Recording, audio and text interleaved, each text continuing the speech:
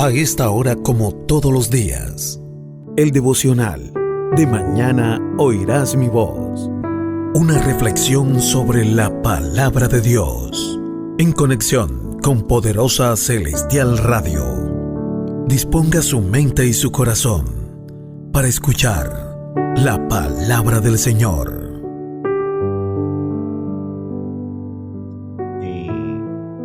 Hoy nos habla el Señor de Proverbios capítulo 10. Proverbios capítulo 10, que habla sobre los proverbios de Salomón, y es un tema que habla sobre el contraste entre el justo y el malvado. Contraste entre el justo y el malvado en Proverbios capítulo 10. Y en este devocional nos dice aquí sobre, vamos a estar mirando por acá muy cerca. Me gustó la cita bíblica en el versículo 19, en este Proverbio capítulo 10, porque habla de muchas cosas muy ciertas, ciertísimas. Habla sobre el que camina en integridad, habla sobre la memoria del justo, habla sobre las bendiciones sobre la cabeza del justo, el que recoge en el verano es un hombre entendido. Habla sobre los sabios que guardan la sabiduría, los labios prudentes. El camino a la vida es guardar la instrucción. Pero me gustó, me llamó la atención las dos citas bíblicas en 18 y 19, donde dice que el que encubre el odio es de labios mentirosos y el que propaga calumnia es necio. En las muchas palabras no falta pecado. Pero dice, mas el que refrena sus labios es prudente. En una sola palabra, ahí lo dice. ¿Nos está hablando de qué, pastor? De la prudencia. Nos está hablando de la prudencia. Nos está hablando de que tenemos que manejar la prudencia. Fíjese que la recomendación que le hacen a los reyes de aquella época en el Antiguo Testamento, una de las cosas en la cual recomendaba principalmente al faraón era que se tenía que proveer de una persona prudente. Lo dice por allá en Génesis capítulo 41. Y usted conoce la historia en Génesis capítulo 41. Si se va usted allá en su Biblia electrónica, en su Biblia tradicional, Génesis capítulo 41 habla sobre eso, habla sobre la interpretación que José le hace al sueño de Faraón. Y el Faraón, en Génesis capítulo 41, habla y dice que tuvo un sueño. Y usted ahí lo va a leer sobre las vacas flacas, las vacas hermosas. Pero él manda a llamar a todos sus séquitos, a todos los sabios, a todos los brujos, a todos los hechiceros, para que interpreten el sueño. No sabía cuál era el significado. Como nadie podía interpretar el sueño, los mismos, el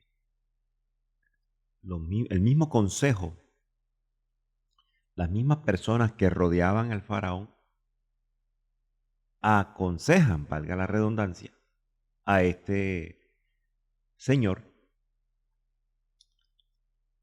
que se provea.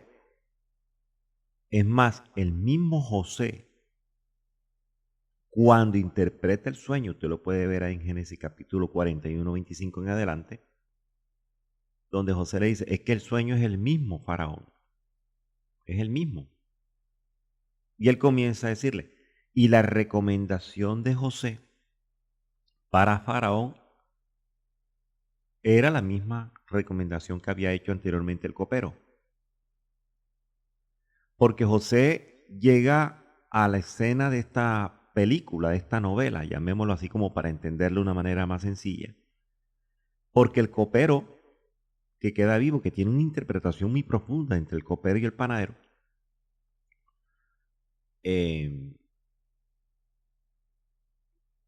fíjese que es la recomendación y allí entra a la escena José.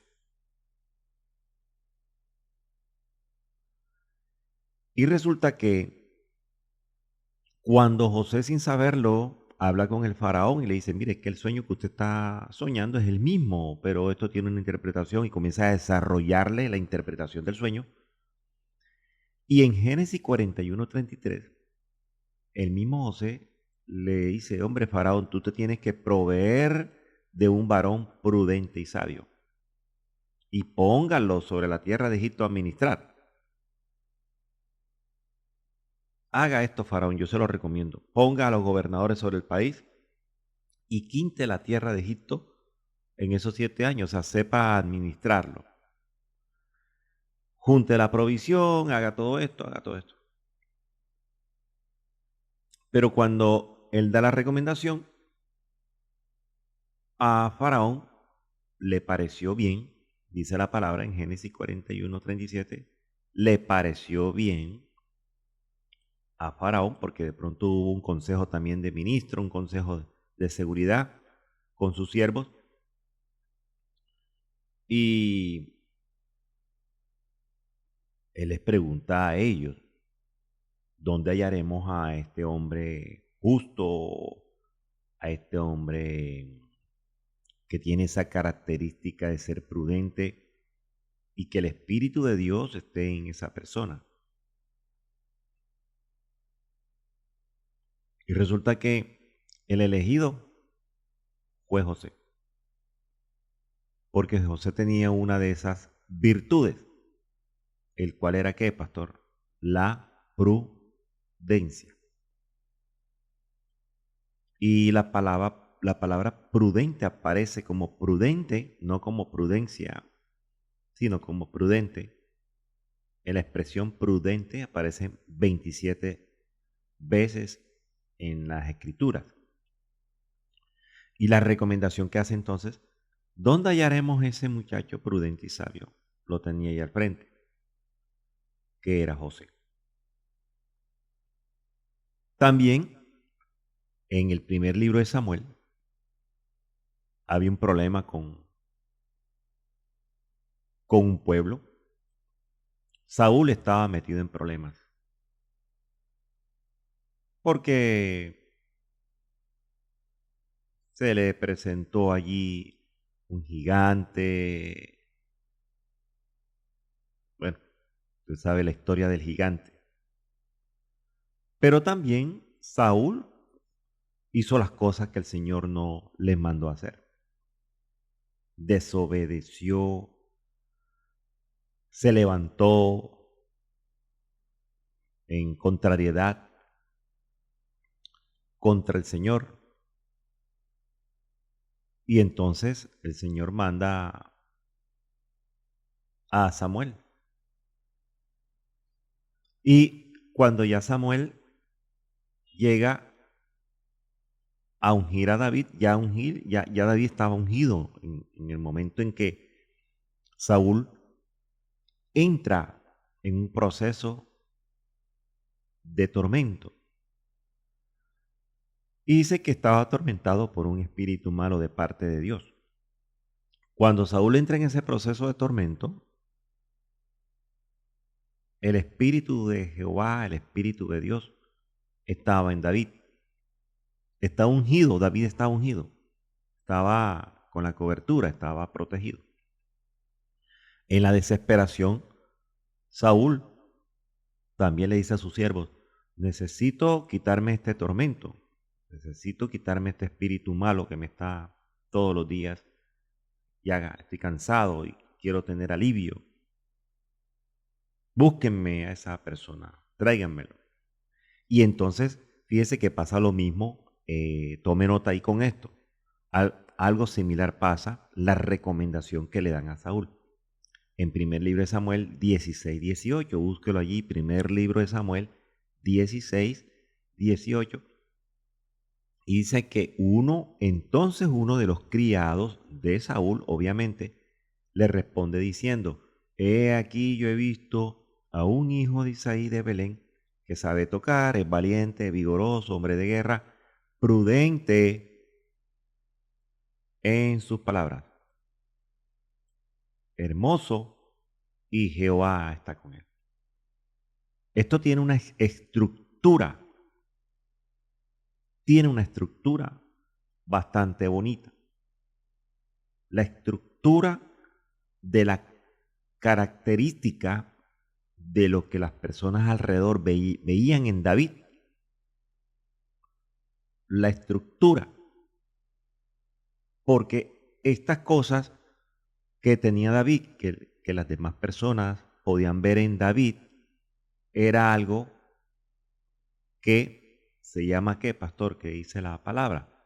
Era una llave. Era una llave. Era una llave. Porque la palabra nos habla realmente a nosotros de la llave de David. Y nos habla por allá en Isaías 22:22. Usted puede mirar la palabra en Isaías 22:22 y dice que, y pondré la llave de la casa de David sobre su hombro. La llave de la casa de David. ¿Cuál era la llave, pastor? ¿Qué llave tenía David? Porque muchos te van a hablar a ti de la llave, que es el ayuno, que es la vigilia, pero hay otras clases de llaves que realmente nos pertenecen y que tenemos que usar, tenemos que aplicar.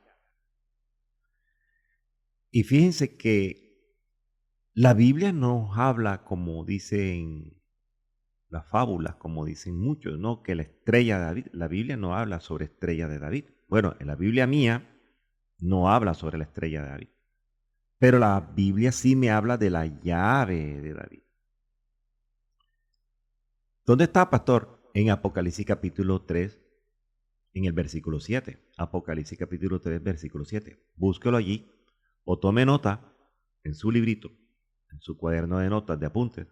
Apocalipsis capítulo 3, versículo 7. Es bueno tomar nota de estas cosas porque con este desarrollo de la palabra que usted recibe en los devocionales por misericordia del Señor, usted puede allí organizar un tema de una escuela dominical bien centrada, bien bonita, y el Señor le va a usar a usted de una manera especial y le va a dar el doble de lo que desarrollamos acá. Pero con la palabra. No porque yo pienso, no porque el pastor dijo, no porque el pastor dijo en la emisora, no. Debe estar en la palabra. Y uno de los ángulos, porque aquí lo que realmente desarrollamos son ángulos, nosotros no somos, no que todo está por sentado, porque es así, no son ángulos que nosotros desarrollamos y usted, el Señor, le dará sabiduría para desarrollar otros ángulos más. No somos absolutistas, es la palabra. No somos absolutistas. Pero en Apocalipsis capítulo 3:7, mire lo que dice la palabra, Apocalipsis 3:7, escribe al ángel de la iglesia en Filadelfia, esto dice el santo, el verdadero, el que tiene la llave de David. O sea, se está refiriendo a nuestro Señor Jesucristo. ¿Qué tenía el Señor Jesucristo? La llave de David. Porque dice el que abre y ninguno cierra, y cierra y ninguno abre. Tal parece que David tenía la potestad de hacer las cosas como Jesús. Y Jesús tenía también la potestad de hacer las cosas como la hizo David. Por eso es que muchos en los evangelios usted va a encontrar pasajes como Jesús, hijo de David, Jesús, hijo de David, porque hay una palabra profética. Creo que está en el evangelio de Juan, no me pierda ahí esa palabra de Apocalipsis. En el evangelio de Juan, capítulo 5, hay una palabra muy bonita, donde dice que, creo que habla, y dice que, o sea, mire, habla sobre la autoridad del Padre. Y dice que el Hijo hace lo que ve hacer al Padre. El Hijo hace lo que ve hacer al Padre. O sea que el Hijo hereda lo del Padre.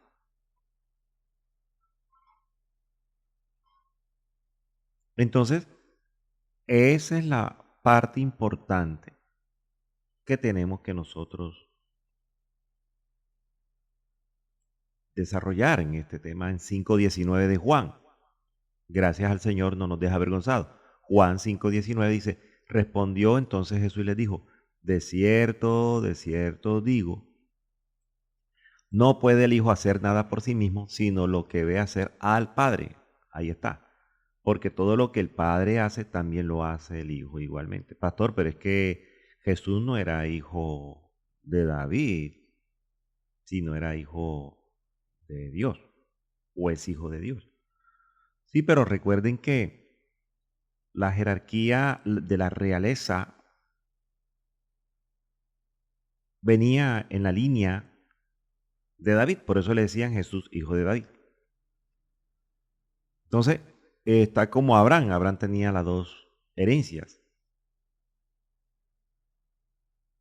Entonces habían dos líneas, la línea celestial de Jesús y la línea terrenal, aunque no era hijo, pero en la línea, usted lo ve allí en Mateo, en todo lo que es la descendencia, la generación de Jesús, en esa línea venía en la parte terrenal, y es algo muy, muy profundo también de explicar, porque son temas que se tienen que desarrollar para un estudio bíblico, para una exposición más amplia.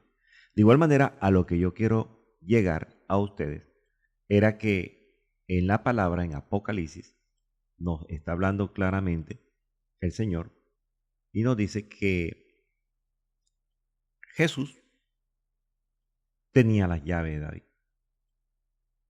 ¿Y cuáles son las llaves de David, pastor? La que nos dice el primer libro de Samuel 16:18. Y una de esas llaves era la prudencia en sus palabras, que es la que nosotros debemos y tenemos que heredar en este tiempo. ¿Y cuáles eran las llaves de David, pastor? Nuevamente le repito, 1 Samuel 16:18, ahí está. Dice la palabra, sabía tocar. Y de pronto te dice, no, pastor, sabía tocar un instrumento físico.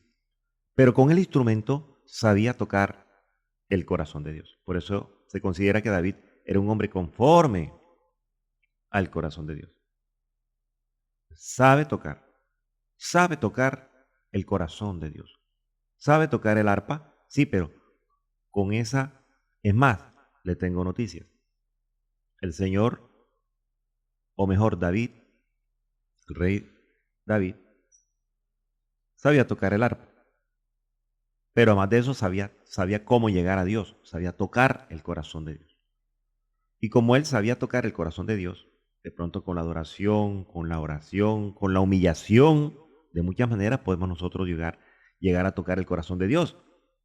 Con el arrepentimiento genuino, llegamos a tocar el corazón de Dios. Pero él tenía ese don de saber tocar un instrumento. Entonces, cuando él tocaba el corazón de Dios con la humillación, con la adoración de espíritu, con la entrega, con la conexión de Dios,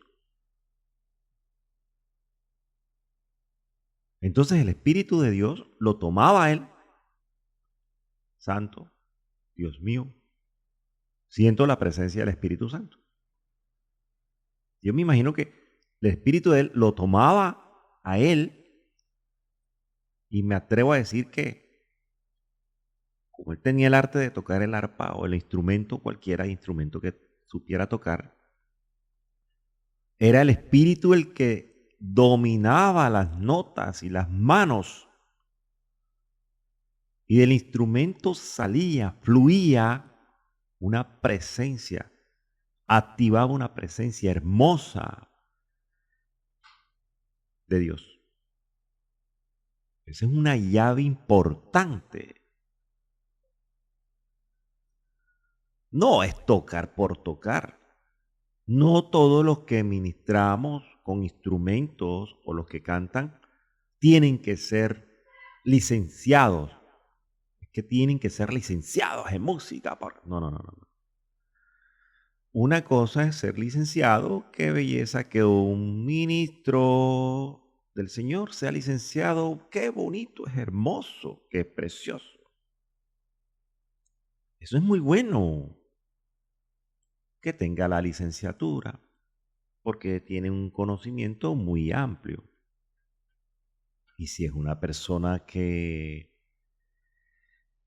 Dios mío, que ministra, es que el cantar, el tocar un instrumento,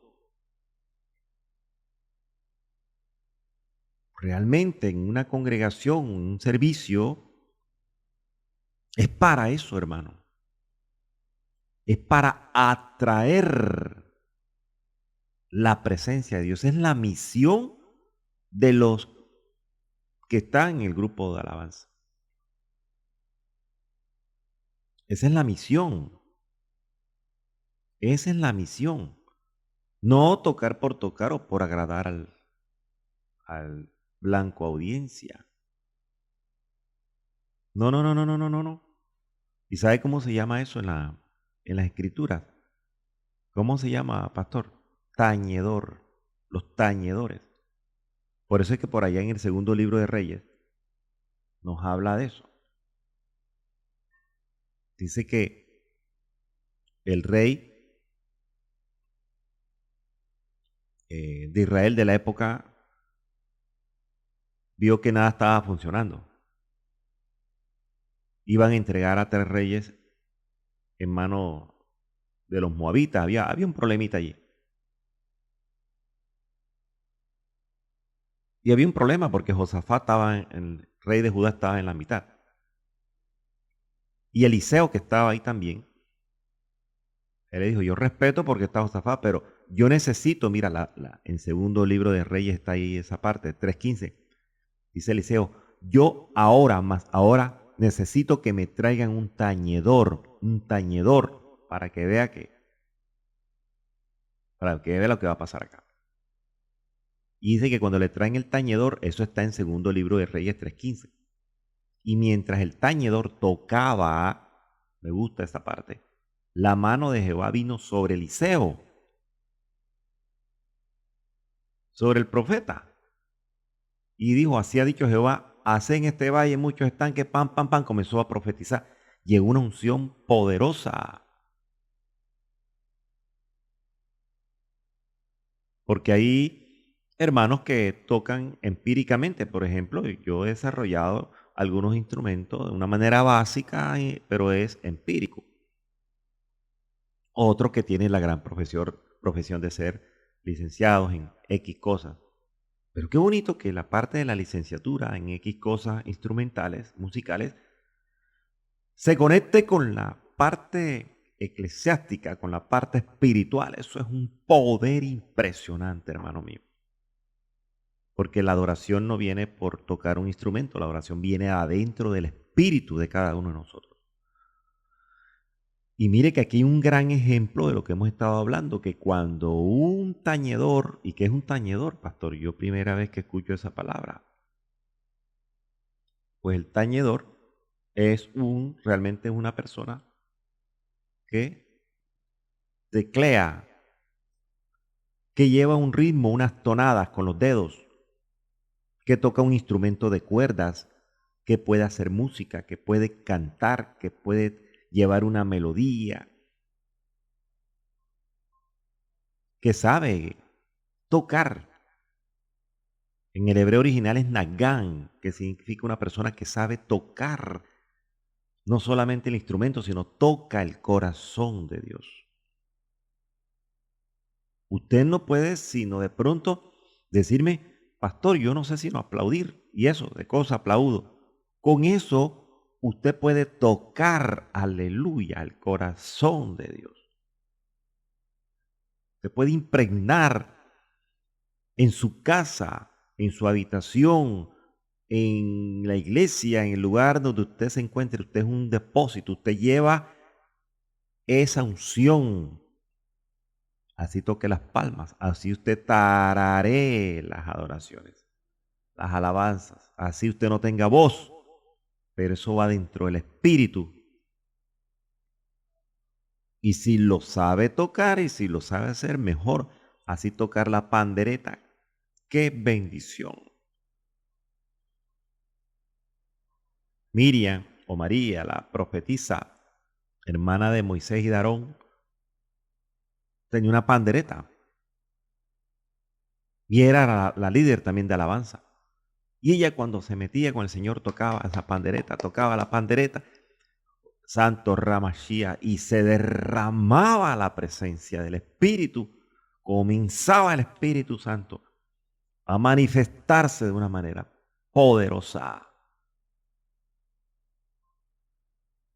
Lastimosamente eso ya no se ve hoy día, sino en pocas iglesias.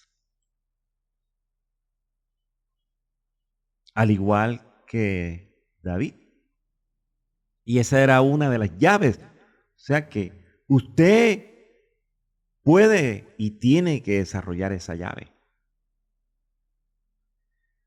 Y una de las llaves de David era valiente, era ser vigoroso, era un hombre de guerra, era un hombre hermoso, Dios estaba con él. Pero una de las llaves importantes de David era que era un hombre prudente en sus palabras, prudente. No era que David no hablaba, no, era prudente. Y la prudencia tiene que ver con la sabiduría. Hay una palabra que dice, guarda silencio ante Jehová y espera en él. Prudente antes de responder. Piensa en lo que va a decir. ¿De qué sirve que usted tenga una voz bonita, sepa tocar todos los instrumentos que hay en el altar,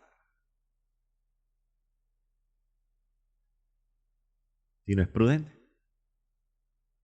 Una de las llaves le está fallando. No, pero es que la prudencia es una llave.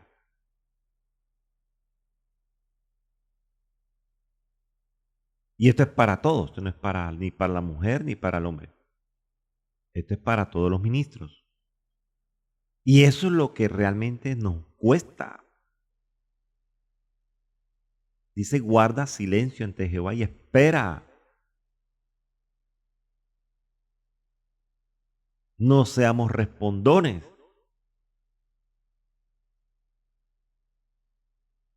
Y todas estas cosas eran similares a lo que tenía nuestro Señor Jesús. Y esta cosa es la herencia que nos deja el Señor Jesús a nosotros. Estas son las llaves que habla Apocalipsis, las llaves de David. Ah, pastor, que eran unas llaves físicas que estaban guardadas en un cofre, yo solo acepto. Pero en la parte espiritual, en el ángulo espiritual, es lo que llevamos internamente nosotros. Deberíamos. Pastor, pero es que yo no sé tocar ningún instrumento. Sí, pero las palmas sí, y tararear una canción. Sabe tocar el corazón de Dios. No sé cómo, no sé cuál es la manera que usted sabe tocar el corazón de Dios. No sé de qué manera es. Yo sí sé de qué manera yo toco el corazón de Dios. Y mire que dice aquí, he visto un hijo de Isaí, de Belén. En estos tiempos diríamos el hijo del pastor, el hijo de la pastora. No interesa que usted sea hijo. pastor, es que yo no soy hijo de pastor ni de pastora, entonces no, si usted está metido en por eso es que estamos señalando la llave, no importa si usted es hijo o no es hijo. Porque es que resulta, esto no es para los hijos de los pastores ni de las pastoras por ser hijos. Esto es del que sabe. Aquí dice que el que sepa. Y yo le quiero enseñar esta mañana, esas son 7 llaves.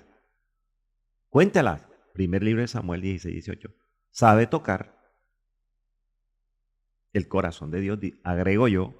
En este diría, sabe tocar un instrumento. Porque muchos tocan un instrumento, pero no llegan a un nivel, creo que al 1%, si acaso, de elevar esas notas o esa adoración a Dios. Y eso tiene que ir directamente para arriba. Las adoraciones y la alabanza en una congregación debe ir directamente para arriba, no para el frente, para el público. No para el público, no. Esto no es para el público, esto no es para el pueblo, esto es para arriba.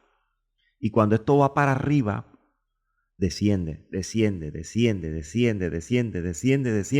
sin usted pedirlo tanto.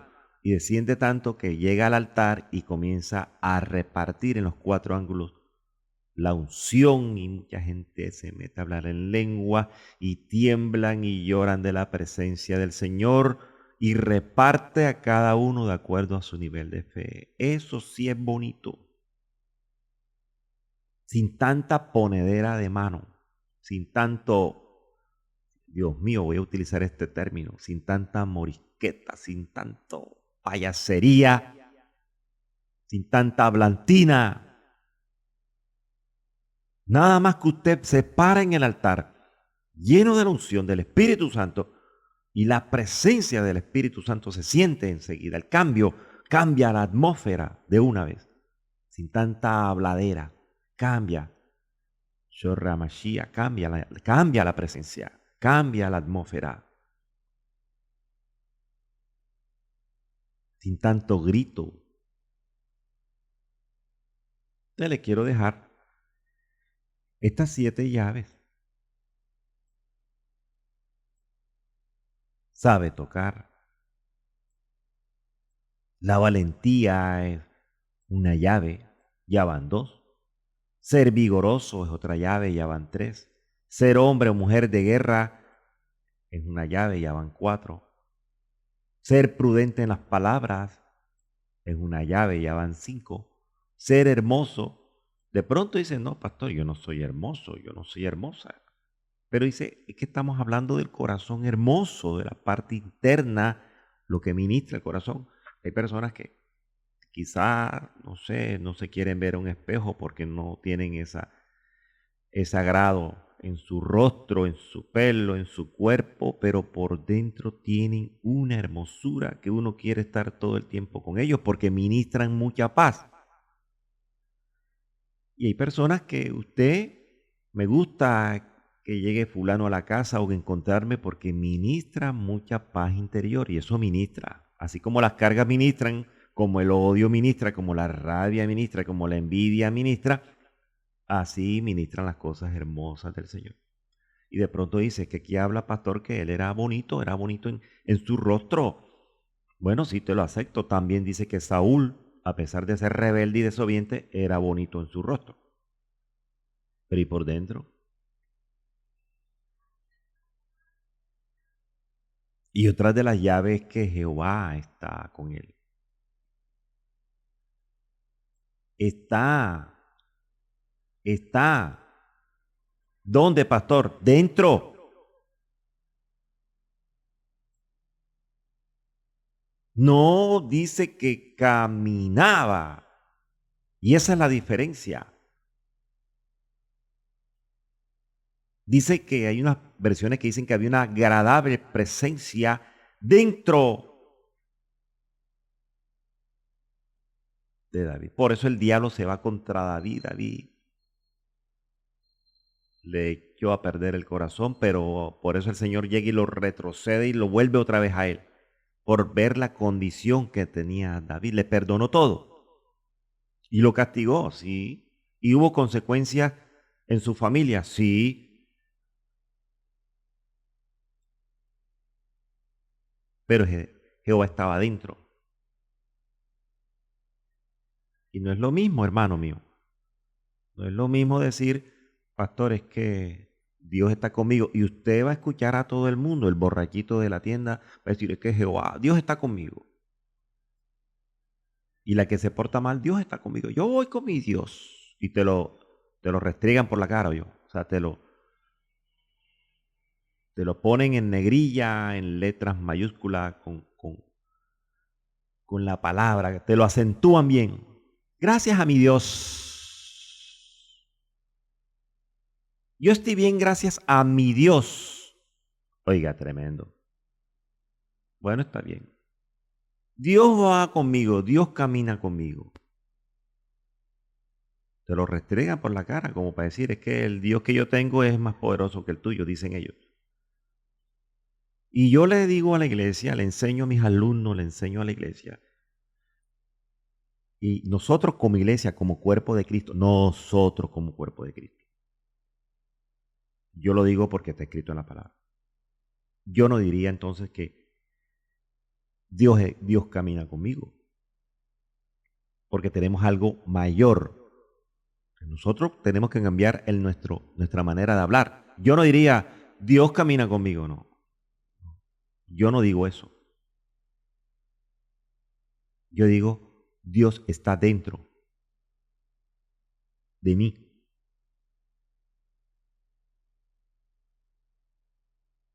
¿Y cómo entenderíamos esto, pastor? ¿Qué es mejor decir que Dios está conmigo, camina conmigo o que Dios esté dentro? Bueno, usted me lo escribirá por WhatsApp. ¿Cuál es la condición que usted siente? No es lo mismo caminar con una persona que la persona viva dentro de nuestros pensamientos, de nuestro corazón, de nuestra mente. Entonces nosotros como iglesia, Dios vive dentro. Pastor, está escrito, sí, porque es que la palabra dice que nosotros somos templo del Espíritu Santo de Dios. Y el Espíritu Santo de Dios es una de las tres personas de Dios, es el Dios mismo dentro. Y así acepta nuestros errores. Nuestras equivocaciones las acepta. Diría yo entonces que Dios nos da a nosotros un margen de error.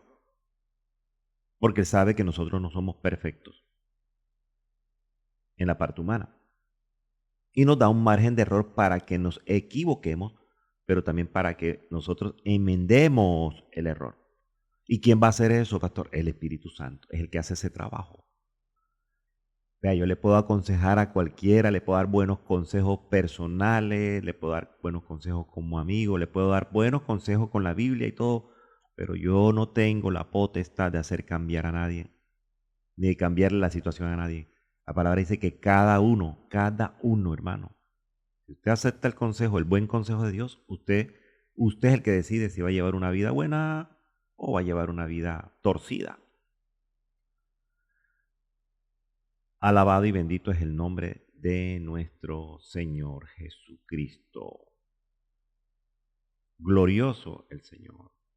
Glorioso, glorioso el Rey. Jesucristo.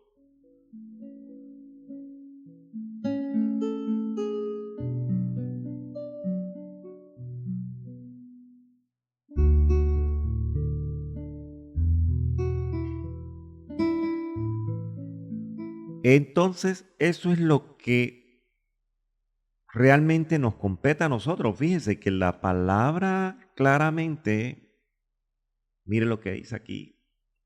Me gusta esta parte es importante. Este devocional, mire lo que dice Proverbios 10:19. En las muchas palabras no falta el pecado, mas el que refrena sus labios es prudente, prudente, prudente, prudente.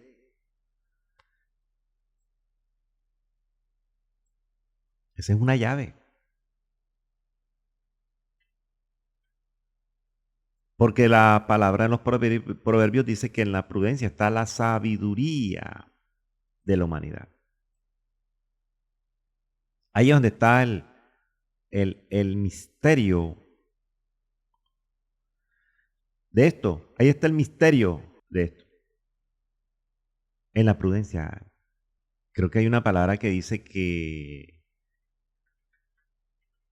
después de una u otra amonestación, deséchalo. Vamos a mirar dónde está esa cita bíblica, porque a mí me gusta es predicar con citas bíblicas. A mí no me gusta predicar por predicar, de que yo creo, que yo pienso. No, no, no. Tito 3:10, Tito 3:10. Al hombre que cause divisiones, y el que causa división es imprudente, imprudente, imprudente. Al hombre o la mujer que cause divisiones después de una y otra amonestación, deséchalo. No conviene.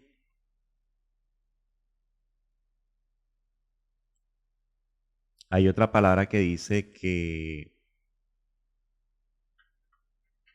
creo que dice que nunca peque. Vamos a mirar. No hay hombre justo sobre la tierra. Vea, Eclesiastés. Aleluya, eso está tremendo. Eclesiastés 7:20, mire lo que dice. 7:20 de Eclesiastés para los que toman nota. Ciertamente no hay hombre justo en la tierra, no hay hombre justo en la tierra, que haga el bien y nunca peque. Ahí lo dice la palabra. Todo esto lo encierra, ¿qué, pastor? Una llave que se llama ¿cómo? La prudencia. La prudencia. Eso escrito está. Hay que predicarlo, hay que enseñarlo, hay que ministrarlo, hay que decirlo, porque escrito está. Glorioso Jesucristo.